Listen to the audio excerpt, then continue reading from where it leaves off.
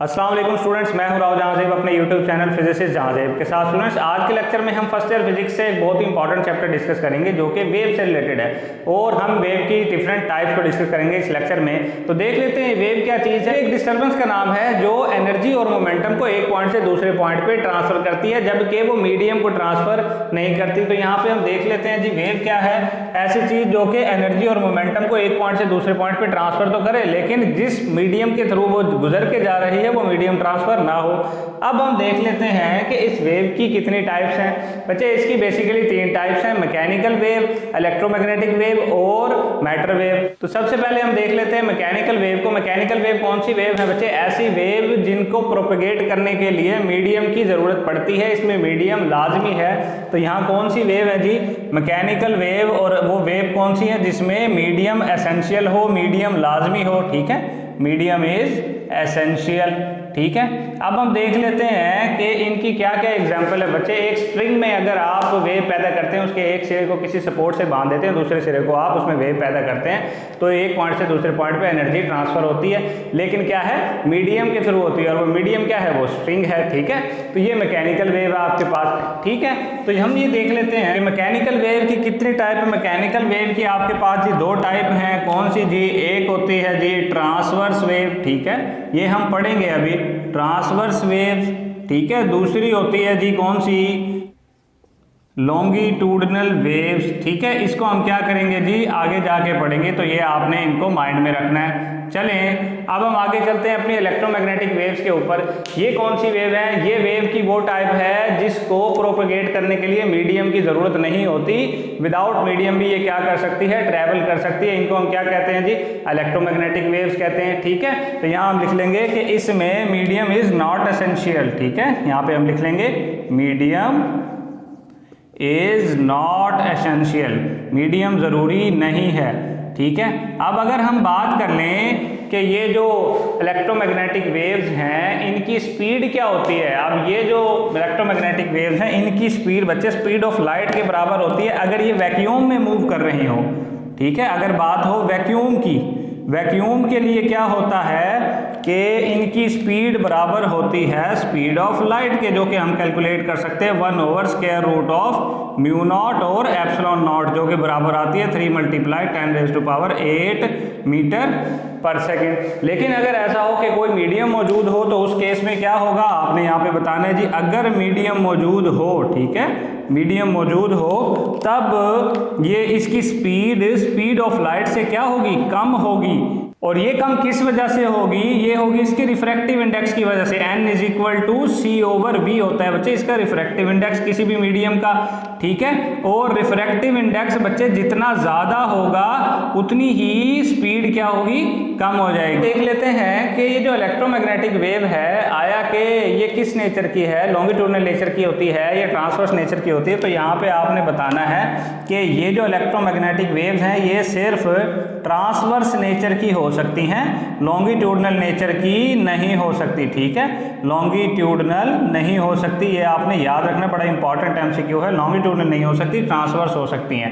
ठीक है, अब हम ये देखते हैं कि ये किस वजह से पैदा होती हैं, कैसे पैदा होती हैं इलेक्ट्रोमैग्नेटिक वेव। तो इलेक्ट्रोमैग्नेटिक वेव्स पैदा होती हैं oscillating electric and magnetic field की वजह से। यानी इलेक्ट्रिक और मैग्नेटिक फील्ड जब चेंज होते हैं तो ये इलेक्ट्रोमैग्नेटिक वेव जो है वो पैदा होती हैं oscillating electric and magnetic field. ठीक है, ये आपने अच्छे तरीके से याद रखना है। अब मैं आपको बता देता हूं कि कौन कौन सी वेव की टाइप है इलेक्ट्रोमैग्नेटिक वेव्स में। उसके लिए आपने ये एक फार्मूला याद रखना है जिसको हम कहते हैं रमीबक्स।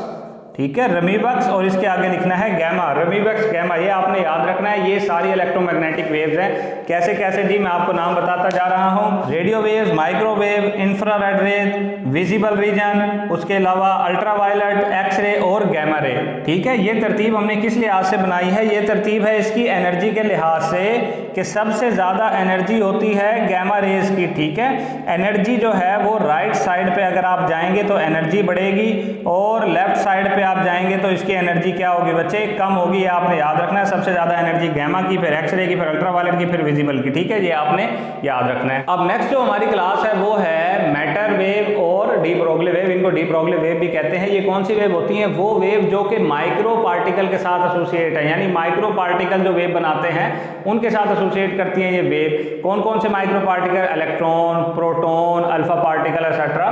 तो वो जो वेव होती हैं वो कौन सी कहलाती हैं बच्चे? मैटर वेव और डी ब्रोगली वेव, जो मैंने आपको बताया किन पार्टिकल के साथ एसोसिएट करती है? माइक्रो पार्टिकल के साथ। ठीक है, कौन से पार्टिकल जी? Micro particles. और माइक्रो पार्टिकल्स की एग्जाम्पल कौन कौन सी हैं यहाँ आपने बता देना है कि जी इलेक्ट्रॉन, ठीक है, और उसके साथ प्रोटॉन, अल्फा पार्टिकल, ठीक है, ये सारे के सारे क्या होते हैं? इनकी जो वेव होती है वो डी ब्रोगली वेव कहलाती है। और इन डी ब्रोगली वेव की जो वेवलेंथ है वो डी ब्रोगली वेवलेंथ फार्मूला से ही निकाली जा सकती है। वो कैसे आप निकाल सकते हैं? यहाँ पे मैं लिख रहा हूँ आपको, जो कि बराबर होता है lambda is equal to H over P. और h ओवर p को हम क्या लिख सकते हैं? h over mv। और h ओवर mv को हम क्या लिख सकते हैं? h over 2m into E. E यहाँ पे एनर्जी है। इसी को हम ऐसे भी लिख सकते हैं, अगर पोटेंशियल एनर्जी की फॉर्म में लिखना है तो 2m और साथ u। और इसी को हम इलेक्ट्रिक चार्जेस की फॉर्म में कैसे लिख सकते हैं? h over 2m Q delta v। ये पूरी इक्वेशन आपने याद रखनी है, किसी भी तरीके से आप इसको इस्तेमाल कर सकते हैं अपने गिवन डाटा के मुताबिक। तो ये हमने वेव की जो टाइप देखी थी ये उसके मीडियम के लिहाज से देखी थी। अब अगर हम इसको देखें डायरेक्शन और टाइम के लिहाज से, तो जो डायरेक्शन के लिहाज से जो वेव की टाइप है उसको हम कहते हैं प्रोग्रेसिव वेव। ठीक है, कौन सी वेव जी? प्रोग्रेसिव वेव, जो कि क्या करती है? एनर्जी को एक पॉइंट से दूसरे पॉइंट तक लेके जाती है प्रोग्रेसिवली।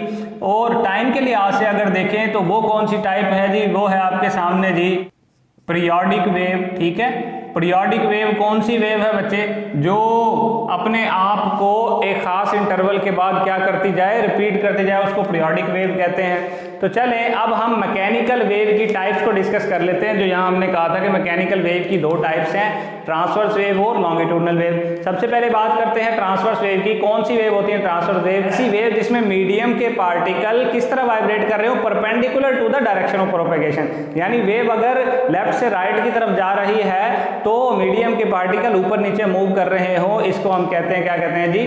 ट्रांसवर्स वेव कहते हैं। यहाँ पे लिखा भी हुआ है, वाइब्रेशन उनकी क्या हो? डायरेक्शन ऑफ प्रोपेगेशन के परपेंडिकुलर हो। दूसरा कि ये वेव किस किस मीडियम से पास कर सकती है और किससे नहीं कर सकती। तो सबसे पहले हम बात करते हैं कौन से मीडियम से पास नहीं कर सकती। देखें बच्चे, ये जो ट्रांसवर्स वेव है फ्लूइड्स यानी लिक्विड और गैसेस से पास नहीं कर सकती। तो यहाँ पे मैं लिख दूंगा आपको, they can not pass through liquids, और इसके साथ साथ क्या जी?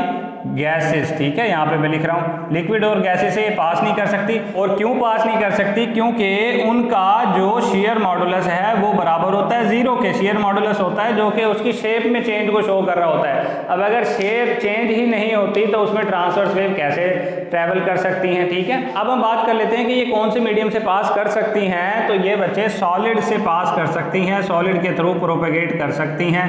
क्यों? क्योंकि उसका शेयर मॉडुलस जो है वो जीरो नहीं होता, उसकी शेप में कुछ ना कुछ चेंज हो सकता है। जब ट्रांसवर्स वेव किसी मीडियम से पास करती हैं तो उसका ना तो प्रेशर चेंज होता है ना ही उस मीडियम की डेंसिटी चेंज होती है। तो हम यहाँ बता देंगे कि प्रेशर भी कांस्टेंट रहता है मीडियम का, और इसके साथ साथ डेंसिटी भी क्या रहती है? कांस्टेंट रहती है। ठीक है, अब हम आगे देख लेते हैं। ये आपके सामने एक एग्जांपल दी हुई है ट्रांसवर्स वेव की, जो कि डायरेक्शन ऑफ प्रोपेगेशन के परपेंडिकुलरली मूव करती हुई जा रही है। ठीक है, तो अब हम यहाँ पे देख लेते हैं इसके डिफरेंट पोर्शन को। इस वेव के अंदर आपको ये जो पोर्शन नजर आ रहा है अबव द मीन लेवल, इस पोर्शन को हम कहते हैं क्रेस्ट। ठीक है, आपको पता है, आपने पढ़ा हुआ है, इस पोर्शन को क्या कहते हैं जी?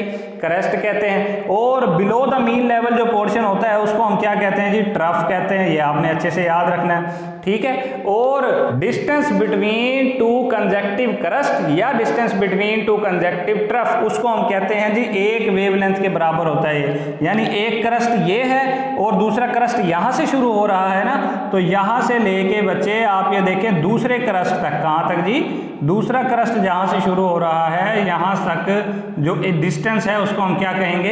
एक वेवलेंथ कहेंगे। तो इस तरीके से अगर distance between crust and trough मालूम करना हो तो वो कितना होगा? वो लैम्डा बाय 2 होगा। ये जो आप सामने देख पा रहे हैं मीन लेवल, इस मीन पोजीशन से लेके एक्सट्रीम पोजीशन तक का जो डिस्टेंस है वो क्या कहलाता है बच्चे, वो कहलाता है इसका एम्पलीट्यूड। ये आपने याद रखना है। इसके बाद हम डिस्कस कर लेते हैं इसके डिफरेंट पोर्शन पे इसका डिस्प्लेसमेंट क्या होगा, टाइम क्या होगा और इसी के साथ साथ इसका फेज क्या होगा। तो चलें देख लेते हैं। हम स्टार्ट करते हैं डिस्प्लेसमेंट से। तो यहाँ पे जहाँ पे ये मीन लेवल पे है, यहाँ पे इसने कोई फासला तय नहीं किया हुआ, यानी x बराबर है किसके, 0 के। जब ये अपने एक्सट्रीम पोजीशन पे पहुंच जाती है तब इसने कितना फासला तय किया हुआ है, यहाँ पे आप देख सकते हैं कितना जी, लैम्डा बाय 4। ये पूरा लैम्डा, ये लैम्डा बाय 2 और ये कितना हो जाएगा, लैम्डा बाय 4। अब अगर हम आगे चलें, यहाँ पे पहुंचे तो यहाँ पे कितना इसने तय किया हुआ है, लैम्डा बाय 2। और अगर यहाँ पे पहुंचे तो कितना हो जाएगा जी, 3 लैम्डा बाय 4, ठीक है। और अगर यहाँ पे पहुंच जाएं तो कितना हो जाएगा जी,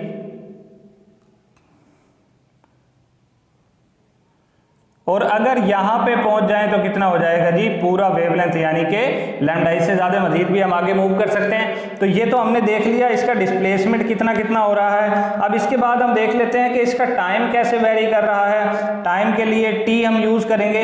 यहाँ पे जब मेन पोजीशन पे था तो टाइम इसका 0 था। जैसे ये आगे बढ़ना शुरू हुआ और कहाँ पे पहुँचा, यहाँ पे पहुँचा, तो टाइम कितना हो गया बच्चे, टाइम हो गया t/4। ये t क्या है, इसका टाइम पीरियड है, यानी एक क्रस्ट और एक ट्रफ को मिला के जो बना था, जो इतना टाइम लगा था वो था इसका टाइम पीरियड t। तो ये कितना है, t/4। और ये कितना होगा बच्चे, यहाँ पे टाइम होगा t/2। यहाँ पे टाइम कितना होगा जी, 3t/4। और यहाँ पे कितना होगा, टाइम पीरियड पूरा हो जाएगा, एक कंप्लीट रेवोल्यूशन हो जाएगी, एक कंप्लीट साइकिल हो जाएगा।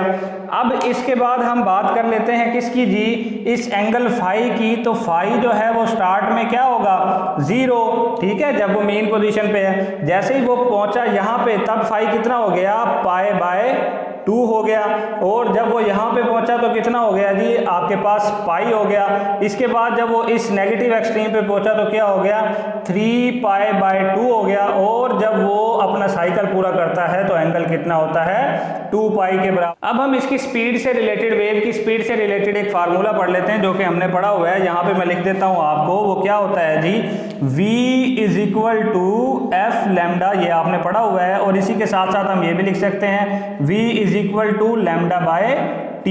तो ये दोनों फार्मूले आपने याद रखने हैं। इसको डिफरेंट तरीके से हम डिस्कस कर लेते हैं कि देखिए, फर्ज कर ले अगर ऐसा हो कि मीडियम जो है वो सेम हो, क्या हो जी, मीडियम सेम हो, पर उसके साथ जो सोर्स है वो क्या हो जी, डिफरेंट हो। अगर मीडियम सेम और सोर्स डिफरेंट हो तो उस कंडीशन में क्या होगा, उस कंडीशन में बच्चे स्पीड जो है वो क्या रहेगी, कांस्टेंट रहेगी। और अगर स्पीड कांस्टेंट है तो ये फार्मूला कैसे बन सकता है, आप ये देख लें। अगर स्पीड कांस्टेंट हो तो फ्रीक्वेंसी और वेवलेंथ के दरमियान क्या है जी, इनवर्स रिलेशन होता है। फ्रीक्वेंसी और वेवलेंथ के दरमियान क्या होता है जी, इनवर्स रिलेशन होता है, ये आपने याद रखना है। इसी तरीके से अगर हम बात कर लें कि इसका मीडियम डिफरेंट हो, ठीक है, मीडियम क्या हो जी, डिफरेंट हो, यहाँ पे लिख रहा हूं मीडियम डिफरेंट, लेकिन इसके साथ साथ जो सोर्स हो वो सेम हो। अगर सोर्स सेम है तो फिर क्या रिलेशन बनेगा, फिर फ्रीक्वेंसी जो है वो कांस्टेंट होगी। और अगर यहाँ पे फ्रीक्वेंसी कांस्टेंट हो तो स्पीड और लैम्डा के दरमियान क्या बनता है, डायरेक्ट रिलेशन बनता है, जिसको हम ऐसे भी लिख सकते हैं, v1/v2 = λ1/λ2। ये दोनों रिलेशन आपने याद रखने हैं, किस लिहाज से कि कौन सी चीज कांस्टेंट है और कौन सी चीज चेंज हो रही है। अब अगर इसी तरह की दो वेव्स के बारे में बात कर रहे हो और उन दो वेव्स के दरमियान फेज का डिफरेंस निकालना चाहते हो तो हम कैसे निकालेंगे, जरा देखें। फेज का डिफरेंस, फाई का डिफरेंस कैसे निकलेगा जी, 2π/λ × x। यहाँ पे आपको पता है कि x डिस्प्लेसमेंट है और लैम्डा वेवलेंथ है। इसी फार्मूले से अगर पाथ डिफरेंस निकालना हो तो कैसे निकालेंगे, x = λ∅/2π। तो ये आपके पास क्या आ जाएगा, इसका पाथ डिफरेंस। अब हमने समझना है कि इस वेव के ऊपर कौन से पॉइंट्स जो हैं आप उसमें इन फेज होंगे और कौन से आउट फेज होंगे।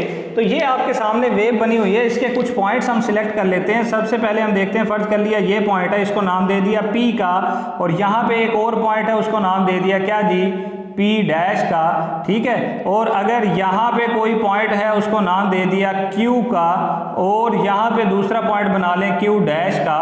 तो पहले हम देखते हैं कि क्या होता है बच्चे, यहाँ पे आप गौर करें कि P और P डैश जो है इन दोनों पॉइंट पे जो मीडियम के पार्टिकल हैं उनका सेम फेज ऑफ वाइब्रेशन है, वो सेम तरीके से वाइब्रेट कर रहे हैं। तो ऐसे पॉइंट को हम क्या कहेंगे, इन फेज पॉइंट्स कहेंगे, यानी सेम फेज ऑफ वाइब्रेशन वाले पॉइंट। कौन सा जी, P और P डैश आपस में इन फेज हैं, Q और Q डैश आपस में इन फेज हैं। तो अगर हमने इनका पाथ डिफरेंस निकालना हो तो क्या होगा बच्चे, पाथ डिफरेंस इनका डेल्टा S बराबर होगा इंटीग्रल मल्टीपल ऑफ लैम्डा। ये हमने क्यों लिखा है जी इंटीग्रल मल्टीपल ऑफ लैम्डा, क्योंकि आप देखें P के बाद इसका जो दूसरा इन फेज पॉइंट है वो पूरी एक वेवलेंथ के बाद आएगा, एक वेवलेंथ से पहले नहीं आ सकता।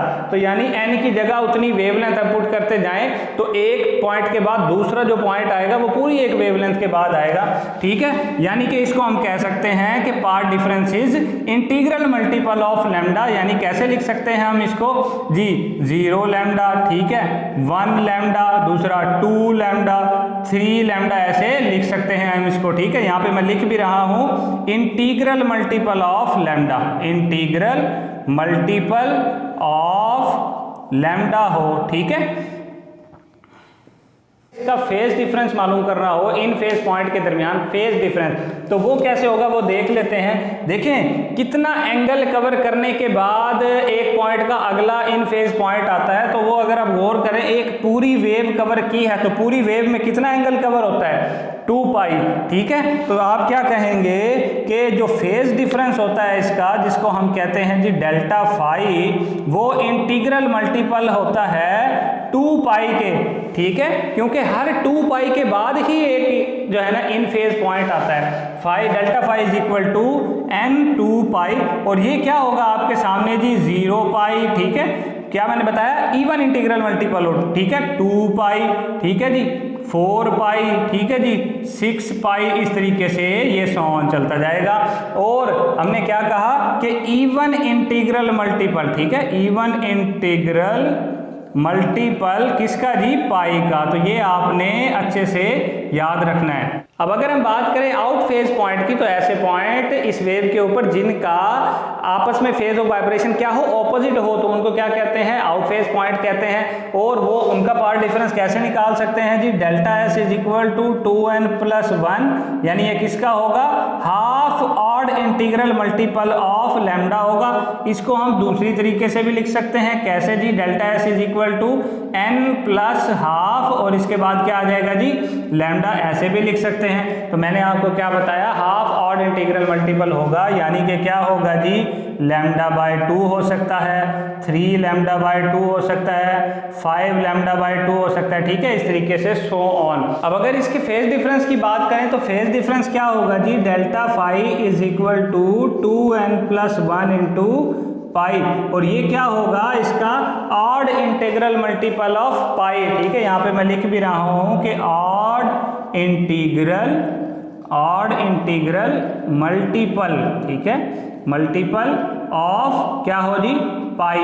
और ये कैसे लिख सकते हैं हम जी, पाई होगा 3 पाई, 5 पाई, इस तरीके से सॉन, ये इसका क्या होगा जी, फेज डिफरेंस होगा। अब हम बात कर लेते हैं लॉन्गिट्यूडनल वेव की, जो कि मैकेनिकल वेव की दूसरी टाइप है। तो कौन सी वेव होती है लॉन्गिट्यूडनल वेव, ऐसी वेव जिसमें मीडियम के particle along the direction of propagation move करें, यानी पैरेलल और एंटी पैरेलल मूव कर सकते हैं, तो उसको क्या कहते हैं जी, लॉन्गिट्यूडनल वेव कहते हैं, ठीक है। और इसकी वजह से क्या होता है कि मीडियम जो है उसका प्रेशर भी चेंज हो सकता है और डेंसिटी भी चेंज हो सकती है। तो यहाँ पे प्रेशर और डेंसिटी वो कांस्टेंट नहीं रहते मीडियम के। अब बात कर लेते हैं कि ये कौन कौन से मीडियम से प्रोपेगेट कर सकती है। तो ये बच्चे सॉलिड, लिक्विड, गैस तीनों के थ्रू प्रोपेगेट कर सकती है। मैं यहाँ पे लिख देता हूँ सॉलिड, इसके साथ साथ क्या जी, लिक्विड और गैसेस, ये तीनों के थ्रू प्रोपेगेट कर सकती है। ये आपके सामने एक स्लिंकी स्प्रिंग में पैदा होने वाली लॉन्गिट्यूडनल वेव वेव दिखाई गई हैं, ठीक है, इसकी जो मिसाल है साउंड वेव भी हो सकती है, स्लिंग की स्प्रिंग में पैदा होने वाली वेव भी हो सकती हैं अगर उनको along the direction of propagation पैदा करवाया गया हो। तो इसके डिफरेंट पोर्शंस होते हैं, कौन कौन से पोर्शन होते हैं देख लेते हैं। सबसे पहला पोर्शन ये है, उसके बाद ये है, इसके बाद ये है। इन तीनों पोर्शन में आप देखें तो मीडियम के पार्टिकल जो है वो क्राउडेड है, यहाँ पे बहुत ज़्यादा मीडियम के पार्टिकल मौजूद हैं, एक दूसरे से दूर दूर नहीं है। तो इन पोर्शंस को क्या कहते हैं बच्चे, इन पोर्शन को हम कहते हैं कंप्रेशन, ठीक है। ऐसे पोर्शन जिसमें मीडियम के पार्टिकल क्या हो, क्राउडेड हो, तो उसको क्या कहेंगे, कंप्रेशन। और इसी के साथ साथ जो दूसरे पोर्शन आपको नजर आ रहे हैं जहाँ मीडियम के पार्टिकल एक दूसरे से दूर दूर हैं, इन पोर्शंस को हम क्या कहेंगे जी, रेयरफेक्शन कहेंगे, ठीक है, ये आपने याद रखना है, रेयरफेक्शन। और कोई से भी दो कंजक्टिव कंप्रेशन या दो कंजक्टिव रेयरफेक्शन के दरमियान जो फासला होगा उसको एक वेवलेंथ कहेंगे। फर्ज कर लें जी आपके पास ये एक क्या है जी, कंप्रेशन है, तो इस कंप्रेशन से लेके इस दूसरे कंप्रेशन तक का जो फासला होगा, यहाँ तक का जो फासला होगा उसको क्या कहेंगे, लैम्डा, यानी कि इसकी वेवलेंथ। इसकी मिसाल मैं आपको बता चुका हूँ कौन कौन सी है जी, साउंड वेव भी है और स्लिंग की स्प्रिंग में पैदा होने वाली जो वेव है जो कि along the direction of propagation पैदा किए जाते हैं, वो भी इसकी एग्जांपल है। तो बच्चे इस टॉपिक से रिलेटेड अगर आपको कोई सवाल हो तो आप हमसे पूछ सकते हैं। अब नेक्स्ट वीडियो तक के लिए अल्लाह हाफिज़।